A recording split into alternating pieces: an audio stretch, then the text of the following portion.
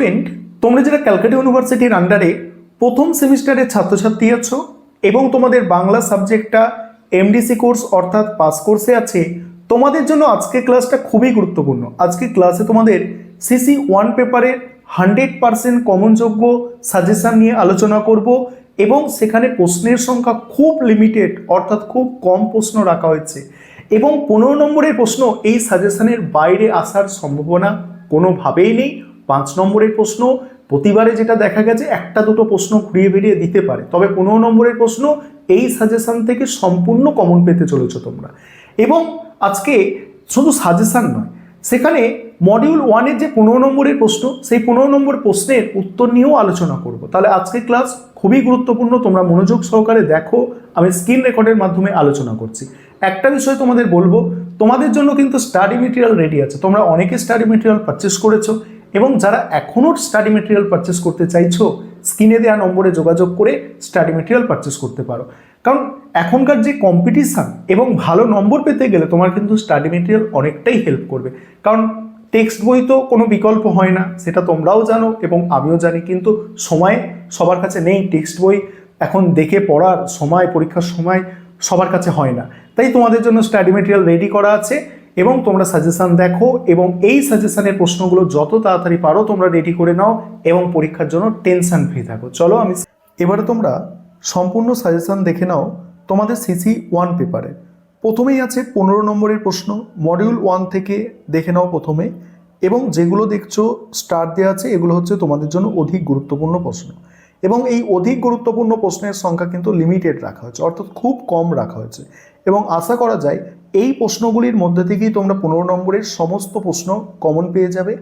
এবং তোমাদের যেটা হয় 5 নম্বরের প্রশ্ন এবং 1 নম্বরের প্রশ্ন কিছু ঘুরিয়ে ফিরিয়ে হয়, সেখানে 5 নম্বরের প্রশ্ন দেখা যাচ্ছে সাজেশনের বাইরে দুটো একটা প্রশ্ন আসতে পারে এবং 1 নম্বরের প্রশ্নও সেটাই হয়, অর্থাৎ 1 নম্বরের প্রশ্ন তোমাদের 2-4টে প্রশ্ন হয়তো সাজেশনের বাইরে আসতে পারে, কিন্তু 15 নম্বরের প্রশ্ন সাজেশনে পুরোপুরি মিলে যায়। বিগত বছরগুলোতে সেগুলোই দেখা গেছে। দেখো, প্রথম প্রশ্ন, বাংলা সাহিত্যের যুগ বিভাজনের সমস্যা ও প্রবণতাগুলি আলোচনা করো। চর্যাপদের সমাজচিত্রের পরিচয় দাও। চর্যাপদ কে আবিষ্কার করেন? বাংলা সাহিত্যের ইতিহাসে চর্যাপদের সাহিত্যমূল্য বা গুরুত্ব আলোচনা করো। শ্রীকৃষ্ণ কীর্তন কাব্যের সাহিত্যমূল্য বিচার করো। শ্রীকৃষ্ণ কীর্তন কাব্যের সমাজচিত্র সম্পর্কে আলোচনা করো। যারা একদমই রিস্ক নিতে চাইছো না, তোমাদের বলবো 5টা প্রশ্ন দেখবে এবং তোমরা যারা বেশি পড়তে পারো না, অনেকের এটা হয় যে বেশি মনে রাখতে পারে না, তোমাদের বলবো তোমরা যে 3টে স্টার চিহ্ন দেওয়া আছে ওই 3টে প্রশ্নই দেখে যাও। তারপরে দেখো মডিউল 2। মডিউল 2 থেকে প্রথম প্রশ্ন আছে, রামায়ণের অনুবাদক কবি কৃত্তিবাস ওঝার আবির্ভাব কাল ও পরিচয় উল্লেখ করে তার অনুদিত গ্রন্থটির সাহিত্যমূল্য ও বাঙালি সমাজ জীবনে এর প্রভাব সম্পর্কে লেখো। তারপরেই আছে, বাংলা সমাজে ও সাহিত্যে শ্রী চৈতন্যদেবের অবদান আলোচনা করো। পরের প্রশ্ন আছে, শ্রী চৈতন্য সাহিত্য বলতে কি বোঝো? এই ধারায় বৃন্দাবন দাসের চৈতন্য ভগবত গ্রন্থের গুরুত্ব বা কবি কৃতিত্ব বিচার করো। তারপরে প্রাক চৈতন্য যুগের বৈষ্ণব পদাবলিতে কবি চণ্ডীদাসের কবি প্রতিভার পরিচয় দাও। নেক্সট, বাংলা সাহিত্যে দেখো অনুবাদ সাহিত্য কাকে বলে আর বাংলা অনুবাদ সাহিত্যের ধারায় মালাধর বসুর অবদান আলোচনা করো। এখানেও দেখছো তোমরা 5টা প্রশ্ন রেখেছি, তার মধ্যে যেগুলো মোস্ট ইম্পর্টেন্ট সেগুলো স্টার দিয়ে চিহ্নিত করা আছে। 3 নম্বর মডিউল থেকে 15 নম্বরের প্রশ্নের সাজেশন দেখবে। তার আগে একটা বিষয় তোমাদের বলার আছে যে তোমাদের জন্য এই পেপার অর্থাৎ সিসি 1 পেপার এর সম্পূর্ণ স্টাডি মেটেরিয়াল তৈরি আছে। তোমরা যারা স্টাডি মেটেরিয়াল অর্থাৎ পিডিএফ নোটস পারচেস করতে চাইছো, অবশ্যই তোমরা স্ক্রিনে দেওয়া নম্বরে যোগাযোগ করে আমাদের থেকে সাজেশনের অ্যান্সার তোমরা পারচেস করতে পারো। দেখো, আর আজকে তোমাদের তো কিছু প্রশ্নের উত্তর নিয়েও আলোচনা করব, দেখতে থাকো ক্লাসটা, আশা করি তোমরা অনেকটাই উপকৃত হবে।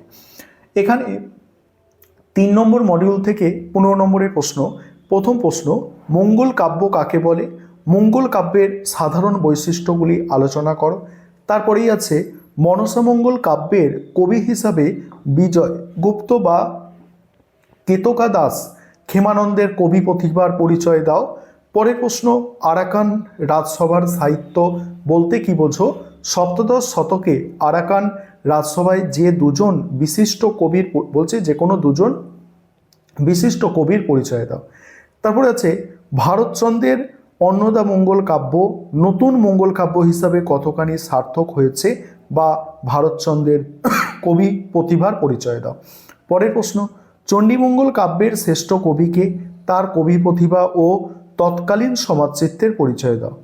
এবারে 5 নম্বরের প্রশ্ন, 5 নম্বরের প্রশ্ন মডিউল 1 থেকে আছে। দেখো 5 নম্বরের প্রশ্ন, প্রথম প্রশ্ন, তুর্কি আক্রমণের কারণ এবং বাংলা সাহিত্যে এর প্রভাব সংক্ষেপে আলোচনা করো। দ্বিতীয় প্রশ্ন, চর্যাপদের ভাষাকে সান্ধ্য ভাষা বলা হয় কেন, সংক্ষেপে আলোচনা করো। 3 নম্বর প্রশ্ন, টিকা আছে, শ্রীকৃষ্ণ কীর্তন কাব্যের আবিষ্কার ও নামকরণের ইতিহাস। একদমই মোস্ট ইম্পর্টেন্ট প্রশ্ন, যেগুলো 5 নম্বরের পরীক্ষায় আসে এবং আসার সম্ভাবনা আছে, সেই প্রশ্নগুলোই এখানে অন্তর্ভুক্ত করা হয়েছে সাজেশনের মধ্যে। চর্যাপদের ঐতিহাসিক গুরুত্ব। তারপরে দেখো 2 নম্বর মডিউল, 2 নম্বর মডিউলে আছে মৈথিল কোকিল বিদ্যাপতিকে বাংলা সাহিত্যের অন্তর্ভুক্ত করা হয় কেন, গোবিন্দ দাসকে দ্বিতীয় বিদ্যাপতি বলা হয় কেন, জ্ঞানদাসকে চণ্ডীদাসের ভাবশিষ্য বলা হয় কেন, অনুবাদ সাহিত্য সৃষ্টির প্রেক্ষাপট বা কারণগুলি আলোচনা করো। টিকা হচ্ছে শ্রীকৃষ্ণ বিজয়, টিকা কৃষ্ণদাস কবিরাজ। এবারে 3 নম্বর মডিউল, 3 নম্বর মডিউলে ধর্মমঙ্গল কাব্যের স্বাতন্ত্র্য বা মৌলিকতা বিচার করো। মনসামঙ্গল কাব্যের কবি হিসাবে কেতকা দাস ক্ষেমানন্দের কৃতিত্ব লেখো।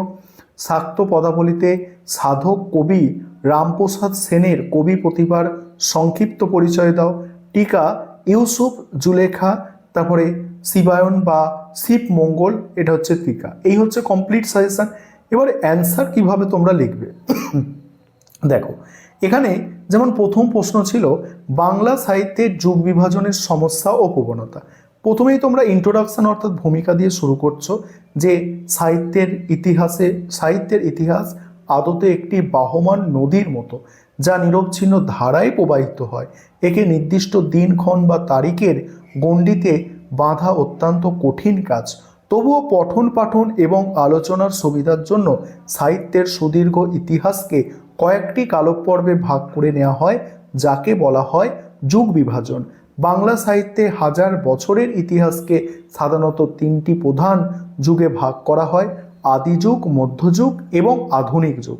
তবে এই যুগ বিভাজন করতে গিয়ে ঐতিহাসিক ও সাহিত্যিকরা একাধিক সমস্যা ও ভিন্ন ভিন্ন প্রবণতার সম্মুখীন হয়েছে এবং সেগুলো এবারে নিচে আলোচনা করা হয়েছে। সমস্যা এবং প্রবণতাগুলি আলোচনা করা, এইভাবে একদম পারফেক্ট পয়েন্ট অনুযায়ী তোমাদের কিন্তু উত্তর লিখতে হবে ভালো নম্বর পাওয়ার জন্য।